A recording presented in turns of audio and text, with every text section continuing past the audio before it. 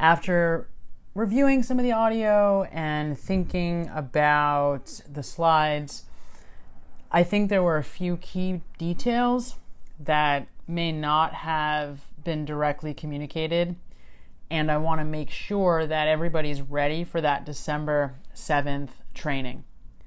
The purpose of that training is to literally put together each of your disciplines into a uniformed class structure that ultimately communicates what it is Mind Movement is trying to do. The studio itself, although the particulars of where we're going to be launching from are unclear yet, ideally, and in only a short period of time, the studio itself is going to be positioned as a Mind Movement fitness and lifestyle studio. The reason we set it up the way we did was to highlight the philosophy behind the studio so that it was clear what key pieces we want interjected into the movement classes. Justin then articulated what our thinking is in terms of how the movement itself falls into our philosophy and model. It may not have been 100% clear walking away what that then means for you. I just wanted to send a quick audio update that helps you to understand exactly what it is we're asking of you. And I know it's a little anxiety producing to think that during the December 7th training, we're going to ask you to actually lead a class. I get that that's not a very comfortable scenario. No one's being asked to do anything perfectly during that time. We're all equals here trying to help each other navigate a new space together. So no one is going to be expected to do anything perfectly. All we're asking is that you take a look at the material and have an understanding or an idea, an outline for how you would begin to organize your class.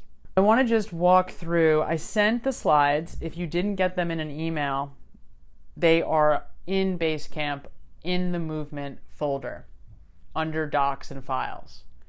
Before you continue with listening to this, I would go ahead and pull up the slides from the training because I'm going to be referencing them very specifically to help you know exactly what it is we're asking you to do for the next piece of the training. Okay, so once you have that up, turn to slide 18. So you'll see slide 18 has the breakdown of the different sections of class. This is really what the outline means. When we talk about outline, this is what we're referencing. So the first part is the class intro. The second part is what we call floor and core. The third part moves into what we call balance, then endurance, and integration. The class itself is broken into 3 sections: awareness, alignment, and allowing. You'll start to notice that that's the format and the idea behind so much of the fitness and lifestyle studio. So those concepts will just be reoccurring everywhere. But for you very specifically, what that means is the first part of the class is broken into 2 sections, the class intro and then what we are calling floor and core. The next part of the class under what we call alignment is really balance. Endurance kind of crosses from alignment into allowing, but balance is the big majority of how Justin and I imagine these classes are going to go. Finally, you have the endurance and then integration piece. Now, if you go back to what the key objectives are for the classes, on this slide, you'll see on top and on the bottom are the 2 key objectives. The first is to facilitate a powerful, authentic, positive experience that leaves the participant in an optimal state. The second is to begin to thread life-changing learning into your classroom. So the script that we're asking you to come up with is just as important as the movements themselves. If you are not sure how to begin to bring mindfulness principles into movement, Justin is a great person to talk to because he does this really well. If you're unsure about the script, come and speak to me. I can help you match the script to your specific modalities, to what it is you typically do in a classroom. What we see as the most important piece is that we're using what we know scientifically happens in these optimal performance states to help people create that parallel track of change both in their body and in their lives. And that's the third objective, which you don't see here, which is to create that parallel process to help people change in their lives as they're doing the work in a fitness class. It's a real opportunity because when somebody is in a peak performance state, the information that they are subjected to, the information that they are exposed to in a peak performance state is going to map on based on just the science of peak performance. So if I give somebody one clear tidbit of information in peak state, it's going to translate into their lives easily. So it's an opportunity for us to take all these concepts that we're constantly reviewing and really start to get them to the average person in an easy and effective way. So the way that I broke this up, and if you move through some of the other slides, you'll start to see those that follow slide 18 start to give you more guidance around how to think about organizing the class. So turn to slide 20, and it says awareness at the top of the slide. So again, this is the first part of the class, and you'll start to see how we're connecting the concepts to the movement. So it says change cannot happen without building awareness.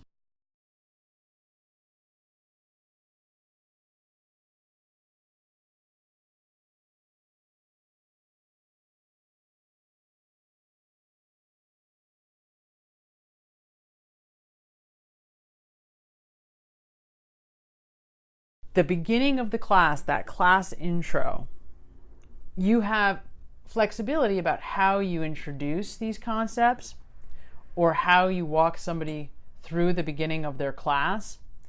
However, the objectives for that phase or that first part of class, that first 5 minutes in the classroom, are here. So you'll see awareness phase 1, build self-awareness, awareness of their inner dialogue, and the habits and patterns of thought that are interfering with their ability to move forward. So you'll see that I highlighted the definition of mindfulness that we're using, which is to be paying attention on purpose in the present moment and non-judgmentally. In every class I've ever taught that was not a movement class, I would always start class by asking my students for only a few things. The first thing I would ask them for is to remain as present intentionally as possible. So what that meant was paying attention on purpose. The second thing I would ask for is paying attention to their inner dialogue as they intentionally pay attention. If they're listening to me at the front of the room or another student share on something, and they start to hear that critical narrator voice judging their classmate or judging critically me as the teacher or whoever the teacher is, to just take note of that. Remembering that most people, and even all of us at times, do not have awareness of their inner life. They don't see how negative and critical they are most of the time. And as you're learning, the key to an improved life is changing that inner critic. You're also learning that there's only a few ways to do that. And the only way out of that is tripping on LSD or mushrooms, which is not an option for us, being in a hypnotic state or a meditative state, being in a flow state, which we are trying to bring into our classroom, or being distracted. So mindfulness is sort of utilizing a combination of all of those things. So we're asking someone to almost like intentionally distract from their inner dialogue with being present, which I know is a lot to think about. You don't have to think about that. But in other words, when we ask somebody to pay attention to the present, we're giving them an activity. We're bringing these concepts to life. Let's say I am teaching a yoga class.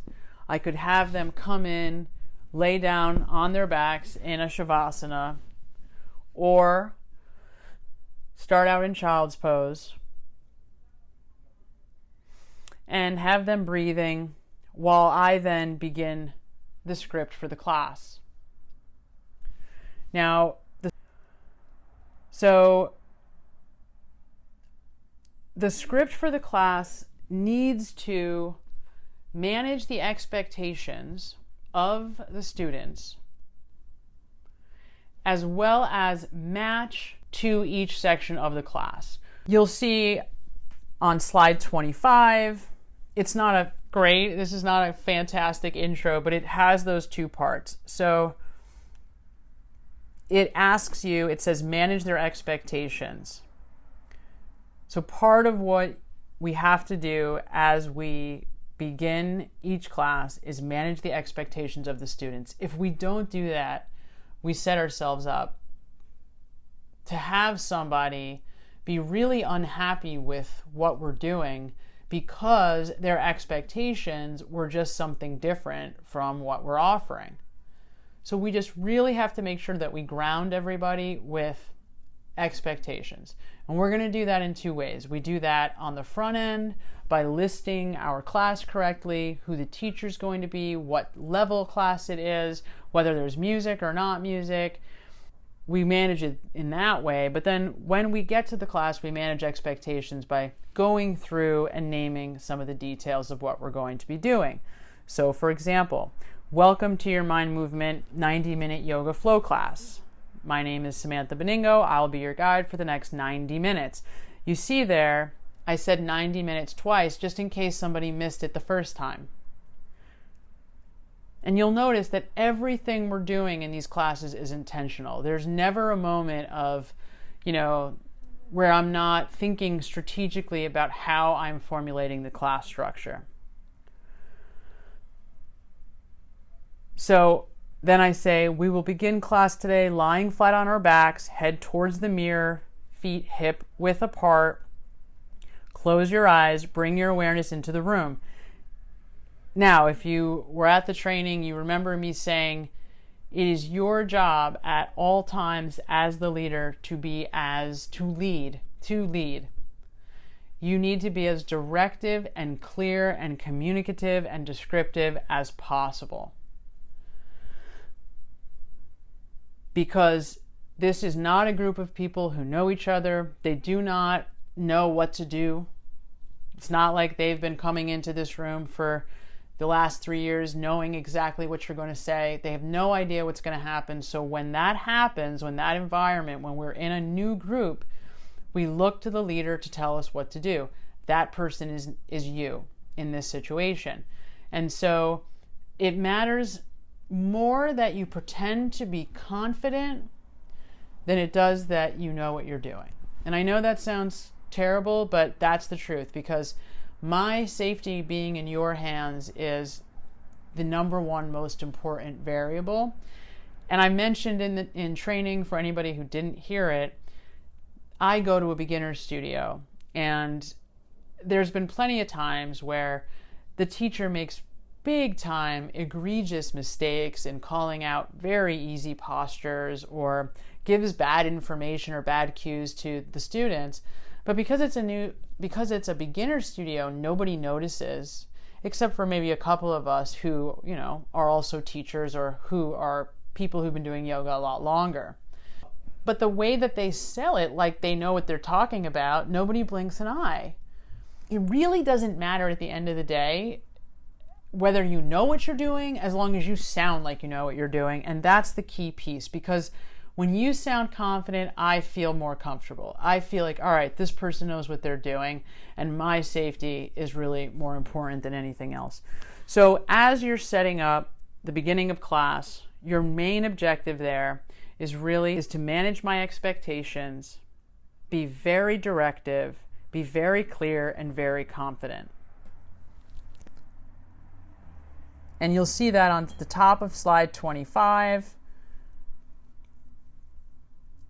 And then it goes on to begin to give you an example of how to approach the setting up the intro to the class. So going back to slide 18, you'll see that the class intro also accomplishes these other goals. We're asking them to go inside, to ground into the present. We're asking them to maybe check in with their body, do some breathing, a quick body scan. And this is where we're communicating optimally to our clients. And if you continue to look at slide 20, jumping around here, I know, where we are beginning to put together the class intro under awareness, you'll see what some of the phase 1 objectives under awareness are.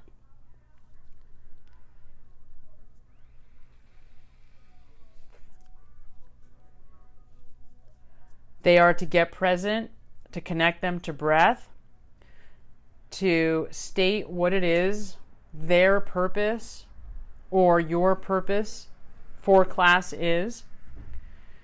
It's an opportunity to connect to the people in the room with you. We're asking them to consider and to be less judgmental.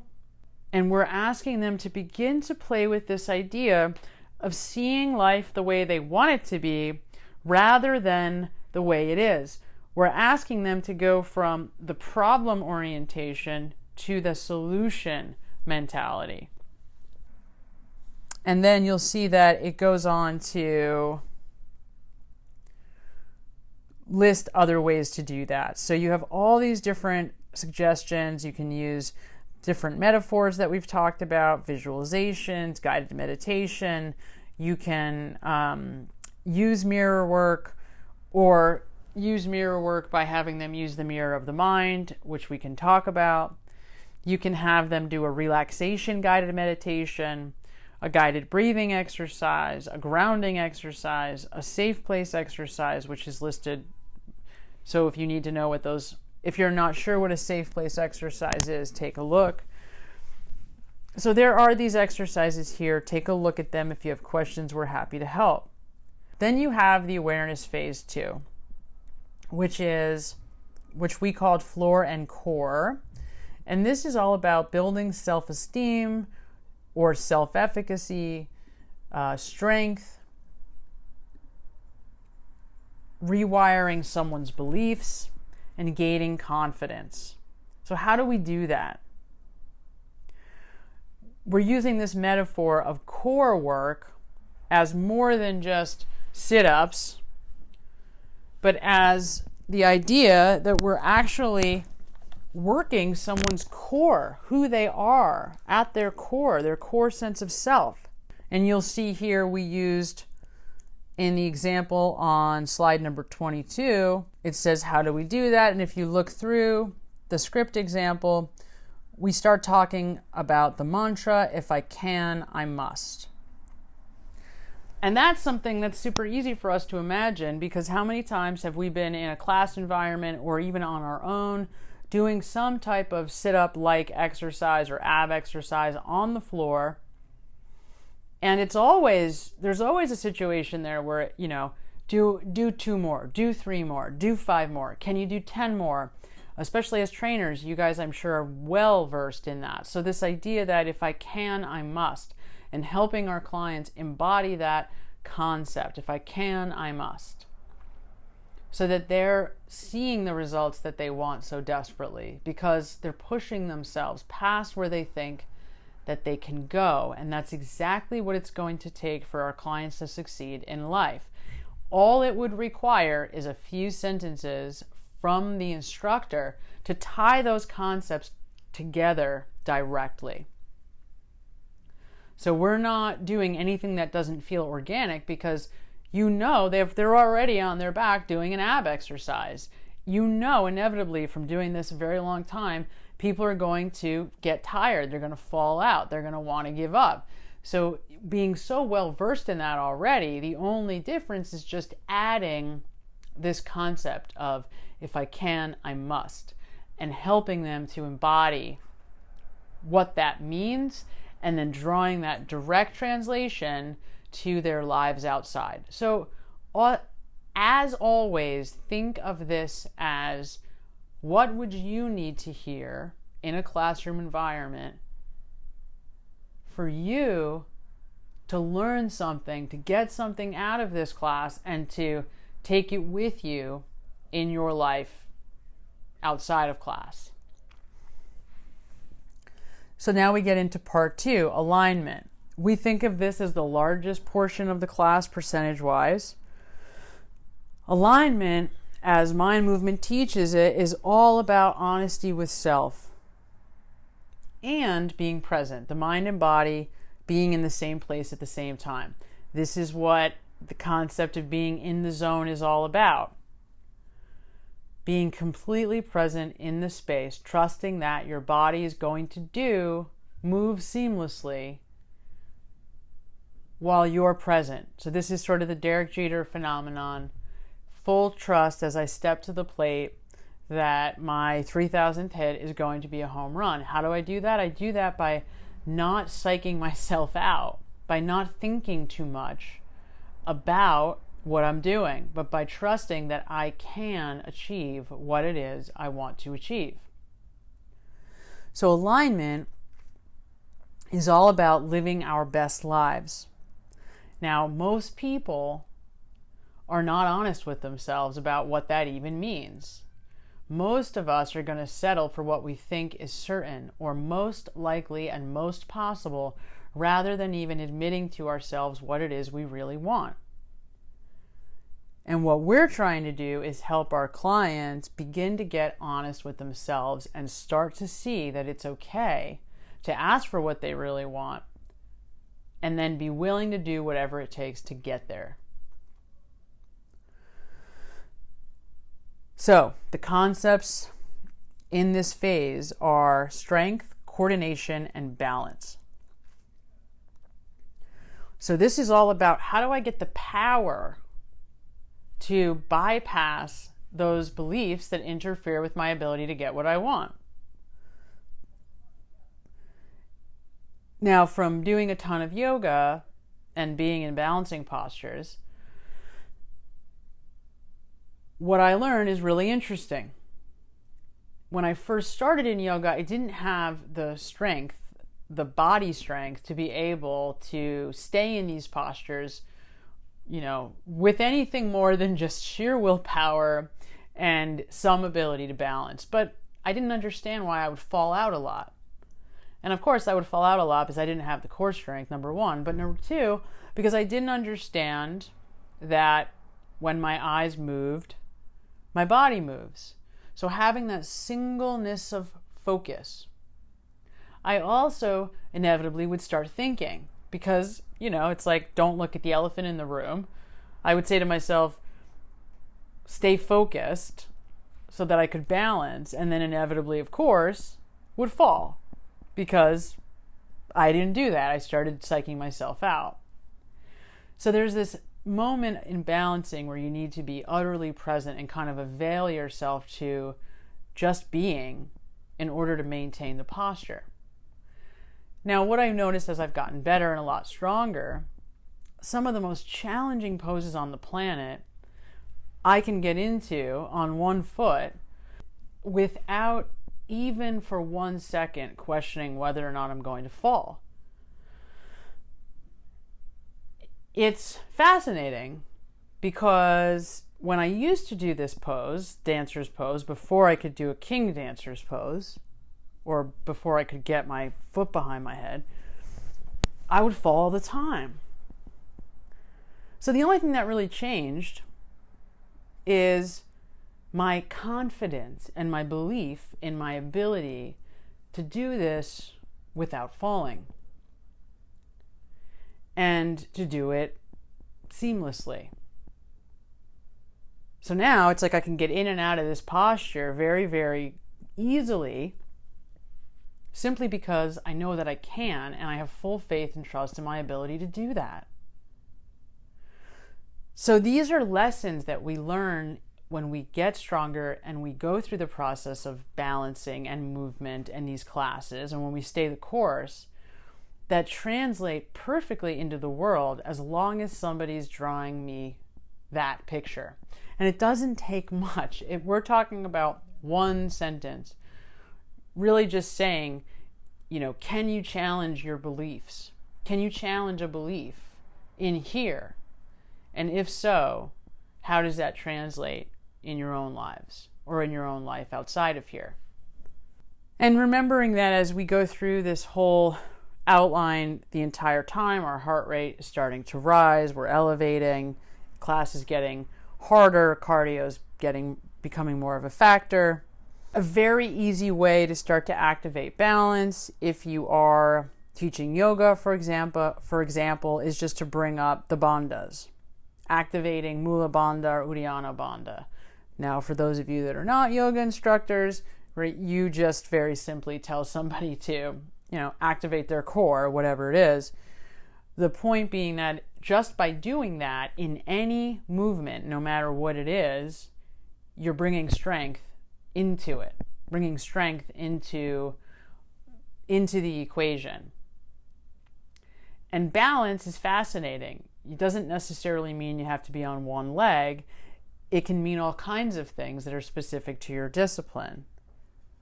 So think about what it does mean for your discipline and how you would begin to incorporate this in such a way that makes sense and brings in these components, these outside kind of little mini lessons that help people to challenge their beliefs, develop a core sense of strength, and break through whatever limitations they're stuck in.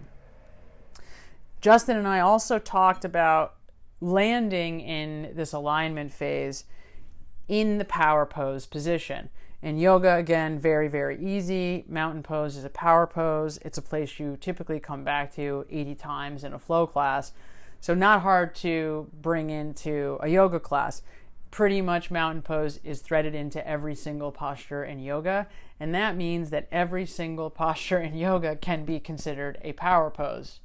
That makes anyone teaching yoga, their lives very, very easy. The only difference might be that you're naming it as a power pose. Maybe you have people put their hands on their hips and very quickly have them close their eyes and map on thinking about this posture, how to take a mental picture of how it feels to then be able to reactivate it in a stressful situation later. Maybe you bring up that just by standing like this, testosterone goes up 20%, cortisol levels come down, and risk-taking goes up. Maybe you don't, but the idea is to be able to give people an understanding of its value in their lives day to day. So all you would need to do is have them close their eyes. Maybe it's the halfway point of the class. Stand firm in this power pose, and maybe spend half a minute having them imagine being in this pose in a difficult conversation or in a difficult setting in their lives in some way. Now, we're going to have to straddle this funny place between having people use visualization and then bringing them back into the present. So I'm fully aware that when we have people do these visualizing pieces, if we start bringing visualization in, we have to be mindful of making sure that we're naming it as that and then asking them to come back into the room.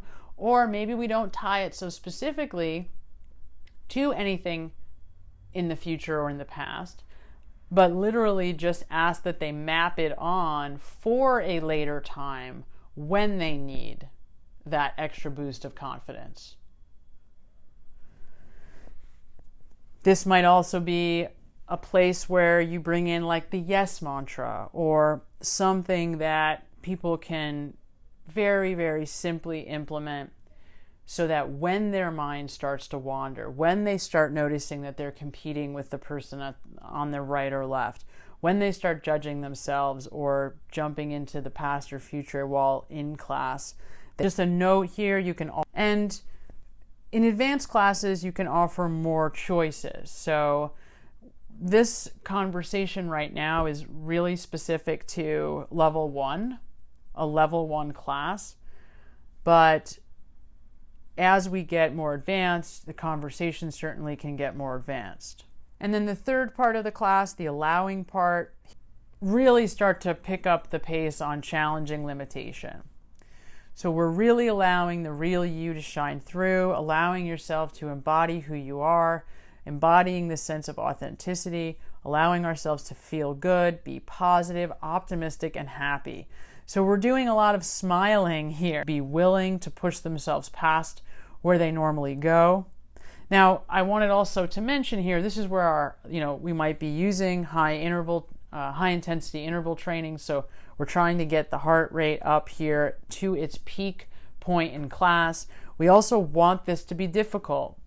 So not so difficult that it is impossible, but difficult enough that people feel that level of intense exertion when they're leaving class. Now, some of our disciplines are hard, so we don't have to do very much. We just have to do what we do normally, and it's hard enough. Some of ours, we have some variability in how difficult we make the class. Obviously, we want it to be level appropriate and possible. We can always have modifications, but the idea here is we do want people to really push themselves past where they're comfortable. And Justin talked a lot about training zones, utilizing that actually verbally in class, helping people to start to use a subjective scale so that they can be honest with themselves about where they are working in class. As long as you, in the beginning, explain how you might use that later. And again, that can be a 2-second thing that you drop as they're moving, as they're, executing a combination. Just simply saying, I want you to take a second, how hard are you working right now? Scale of 1 to 10. Be honest with yourself. Whatever, that's it. Then you can bring it up later. If you bring that up multiple times throughout a week in your classes, it'll become very easy just to continually bring up. And it'll get you in the habit of doing that regularly because we want people to be able to be honest with themselves, and it's just a quick subjective way for me to get honest. If I say that I'm operating at a 7, but I know I'm really only operating at a 5, that's fine, and we don't want them judging that, but we want to get honest about it. The other thing that does is give us an opportunity to help people to be less judgmental with themselves.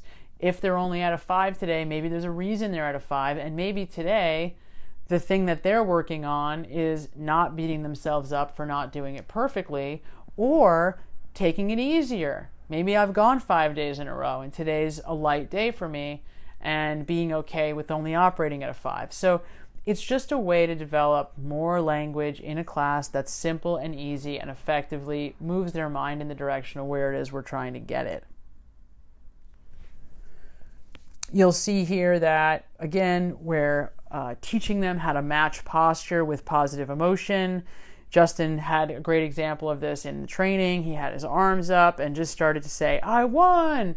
If you put your arms up, even while you're in a seated position, and start chanting, I won, it immediately starts to flood the nervous system, right? It starts to flood you with positive neurotransmitters, making you feel like you won, even though it's silly. Nobody won anything, but your body doesn't know that, and that's the whole point. We can always hack the body to get the mind in a more advantageous position for us. And teaching our clients just a couple of little tiny things that they can use later when they need it most is going to be so critical. Think back to what Justin was saying, how he took a Buddhism class in college. I have told the story before how I took a Buddhism class in college and, was taught the mindfulness of breath exercise, never used it until I was in desperate pain, thought I had to go to the hospital with a stomach ache. But I remembered it and was able to use it in that moment when I really needed it, and it worked, which went into the back of my mind somewhere in a very, very impactful way. So sometimes we just don't know how what we're saying in class is going to be something someone has in their back pocket for later that is tremendously useful on their journey. And then lastly, we're going into the final phase of the class, the integration and restorative. The integration and restoration. So here's our opportunity to let the body integrate what they've just learned. It's also an opportunity for us to tie all of the lessons that we are trying to bring forward together. That doesn't mean that you have to talk for 15 minutes. It just means that you want to strategically help guide them in a very specific direction. You might even just say, maybe you have them in a shavasana or you have them in some kind of resting position. You could even have them seated in a meditation with their palms open on their thighs with their eyes closed, and just ask them to be present in the moment. Allow everything that they've just done to settle into their body and mind. Allow the mind to settle into the present before they venture on out into the world. That by itself is a useful thing to say, and it only takes 30 seconds, maybe not even. This is also an opportunity for you to remind them of any concept you brought up earlier that you want them to. If you have specific questions about any of this, please don't hesitate to ask. I know that it's a lot. We know that, and we're here to help you in any way that we can. We know, again, it's not going to be that anyone's doing this perfectly. That's not even the point. We're going to learn together. And certainly, there are plenty of opportunities for us to learn from each other. The last thing I want to say, if you go back to slide number 15, it has a list of important concepts that we would like for the clients to, or that you can use for clients, so that if you're not sure what it is we want them to know as they walk out the door, any one of these concepts works. Now, these concepts can be found more, flushed out in a lot more detail in the concepts document. I think it's labeled Mindful Movement, important document. It's in the Basecamp movement folder. It's got a lot of the slides, or it has all the slides from that Justin had. It has all of the documents that Justin gave you during training. It's compiled all together so that you can have all that information in one PDF.